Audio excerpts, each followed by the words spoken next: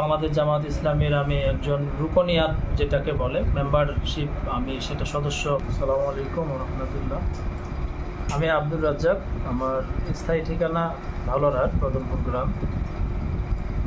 যে বিষয়টা নিয়ে ভাই আপনি প্রশ্ন করেছেন, বিষয়টা আর্থিক যে কেলেঙ্কারির যে বিষয়টা আমার বিরুদ্ধে অভিযোগ দায়ের হয়েছে। কেউটিহারি আখানগর কেউটিহারি হাফিজিয়া মাদ্রাসায় আমি চলতি মাসের 2 তারিখে ইন্টারভিউর মাধ্যমে ওনারা আমাকে যোগদানের আদেশ করলে আমি যোগদান করি।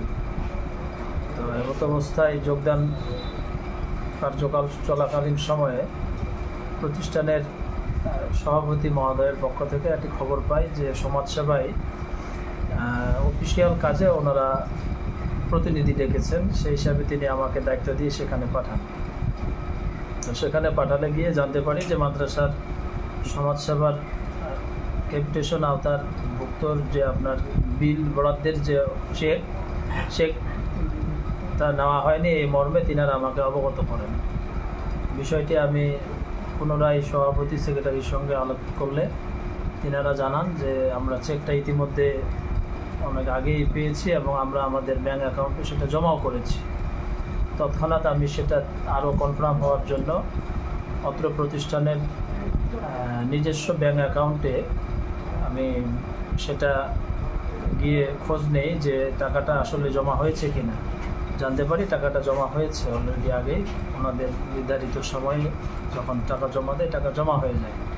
তো এরপরেও সমাজসেবা আরও একটি চেক ইস্যু করেছে, ডাকছেন, কেন ডাকলেন বিষয়টা নিয়ে আমি একটু উদ্বিগ্ন হই। উদ্বিগ্ন হওয়ার এক পর্যায়ে আমি জানতে পারি যে সেক্রেটারি মহোদয় অত্র প্রতিষ্ঠানের তিনি চেকটা ওখান থেকে গ্রহণ করেন। গ্রহণের সময় তিনার ওখান থেকে ওই চেকের যে আপনার এন্ট্রি করার যে একটা কথা ছিল, রেজিস্টার করার যে কথা ছিল, সেটা তিনারা করেন নাই। আমার পাশে থাকা এক ছাত্র ছিল, সেই সময় তার কাছ থেকে জানতে পারি সেও চেক গ্রহণের সময় সেক্রেটারির সঙ্গে ছিল। তো পরবর্তীতে ওনারা চেক নেওয়ার জন্য একাধিকবার বললে চেকটি আমি আমার অত্র প্রতিষ্ঠানের তত্ত্বাবধায়ক সিগনেচার দিয়ে চেকটি আমি নিজের আওতায় গ্রহণ করি। চেকটা ছিল 2,52,000 টাকা। সেই বিষয়টাকে কেন্দ্র করে চেকটি আমি পরবর্তীতে নিজস্ব অসৎ উপায় অবলম্বনের মাধ্যমে চেকটি নতুন একটি অ্যাকাউন্ট ওপেন করি। আরেকজনকে আমার এক বন্ধু সহযোগী হিসাবে নাম আব্দুল আজিজ, পরবর্তীতে সেটা অত্র ব্যাঙ্ক অ্যাকাউন্টে জমা করলে পরে টাকাটা সেখান থেকে আমি এবং আমার সহযোগী যে ছিল Abdul Aziz, bank holder secretary যাকে মনোনয়ন করা হয়েছিল অত্র ব্যাঙ্ক রেজুলেশনে সেসহ সিগনেচার করে টাকাটা আমরা উত্তোলন করি। পরবর্তীতে টাকাটি আমি নিজস্ব সোশ্যাল মিডিয়ায় আমরা একাধিক পোস্ট দেখেছি আপনার নামে, বিষয়টা একটু পরিষ্কার করবেন। যেটা খোলামেলা, আমি এখানে কোনো বৃহৎ স্বার্থেই হোক আর যে কোনো বিষয় হোক আমি কোনো কিছু এ ব্যাপারে অস্পষ্ট বলবো না। বাংলাদেশ জামাত ইসলামীতে যোগদানের পূর্বে আমি বাংলাদেশ ইসলামী ছাত্র শিবিরের সঙ্গে আমি সম্পৃক্ত ছিলাম এবং পরবর্তীতে বাংলাদেশ জামাত ইসলামীর আমি একজন রুকনিয়াত যেটাকে বলে মেম্বারশিপ, আমি সেটা সদস্য পদ লাভ করি। কত সালে? এটা 2023 সালের শেষের দিকে, আগস্টের 30 তারিখে সম্ভবত আমার শপথ গ্রহণ অনুষ্ঠিত হয়। সাবেক জেলা আমির, ঠাকুরগাঁও জেলা আমির আব্দুল হাকিমের মাধ্যমে আমি শপথ গ্রহণ করি ওনার হাতেই। তো আমি বিভিন্নভাবে এবং শহর শাখা 6 নং ওয়ার্ডের আমি জামাতের সেক্রেটারির দায়িত্বও পালন করেছি ইতিপূর্বে এবং আমার বিভিন্ন নানাবিধ অপরাধমূলক কর্মকাণ্ডের জন্য, বিতর্কিত কর্মকাণ্ডের জন্য জামাত এ ব্যাপারে আমাকে সাংগঠনিক যে নিয়ম শৃঙ্খলা আছে সেই জায়গা থেকে তিনারা আমাকে শোকজ করেছেন, শোকজের ভিত্তিতে আমাকে সতর্কও করেছেন এবং সাংগঠনিক কার্যক্রম থেকে আমাকে আপাতত বাইরেই আছি। এটা কি লিখিতভাবে আপনাকে বহিষ্কার করা হয়েছে? আমি লিখিতভাবে এরকম এখনও কোনো নিউজ বা এখনও কোনো পেপারস আমি হাতে পাইনি। সেটা হয়তো তারা করতেও পারেন, হ্যাঁ, সেটা আমার জানা নেই আর কি।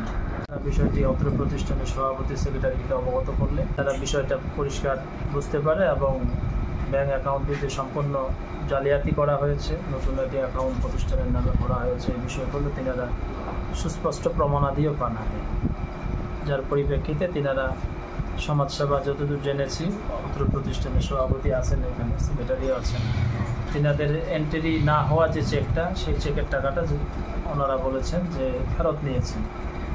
ফেরত নিলে পরবর্তীতে এখন যে চেকটা আমাকে দিয়েছিলেন সেই চেকটা তো এন্ট্রি ছিল, এই চেকের টাকাটা এখন সম্পূর্ণ দায়ভার আমার উপরে এসে বর্তায়। সেই টাকাটা এখন অবশ্যই আমাকে দিতে হবে, অত্র প্রতিষ্ঠানের টাকা। এটা শিয়াল কাগজে সমস্ত তত্ত্বাবধায়ক আর আমার সাধারণ সম্পাদক করতো, চেক ওয়ানে জমা করছে উনি, টাকাও ব্যাক দিয়েছে উনি, আমি কিন্তু দিই।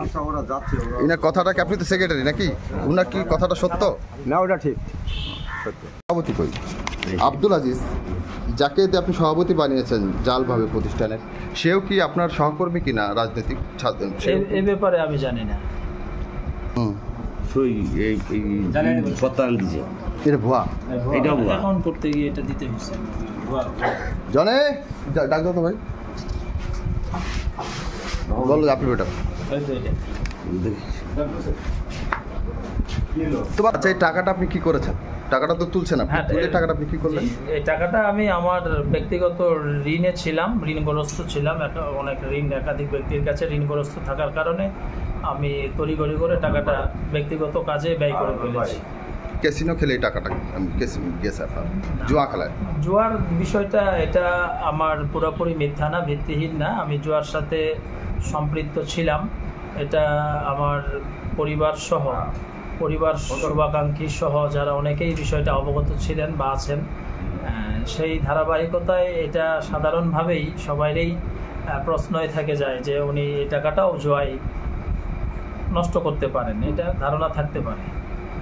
তো আমি আমার যে ঋণগ্রস্ত ছিলাম, ঋণগ্রস্ত যে কিছু ব্যক্তির কাছে টাকা পরিশোধ করেছি, এরকম আমার উপযুক্ত প্রমাণও আছে। তন্মধ্যে ওয়ালটন শোরুম গোবিন্দনগর, ওখানে আমার একটা লোনের উপরে একটা ফ্রিজ লোন নেওয়া ছিল, সেখানেও কিছু টাকা পরিশোধ করেছি, যেহেতু ওটা একটা প্রতিষ্ঠান গেলে আমার নাম দিয়ে। আপনার ক্যাসিনোর কারণে আপনার প্রথম বিবাহটা ভেঙে গেছে, এরকম অভিযোগের সাক্ষী আমি নিজেই। আপনি এখনো শুধরাতে পারলেন না? না, আমি সর্বোচ্চ চেষ্টা করছি।